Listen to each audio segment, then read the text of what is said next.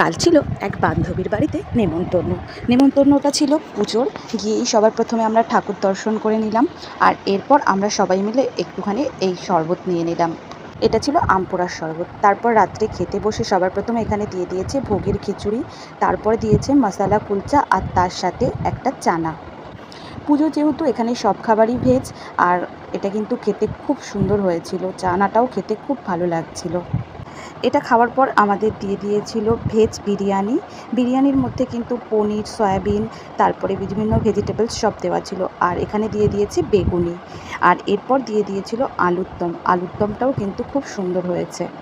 Veg biryani আর তার সাথে এই আলুর দম জাস্ট অসাধারণ হয়েছিল। আর এরপর দিয়ে দিয়েছিল এখানে স্যালাড।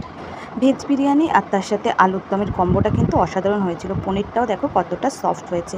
আর এরপর দিয়ে দিয়েছিল চাটনি, পাঁপড়, আর তার সাথে দিয়েছিল রসগোল্লা।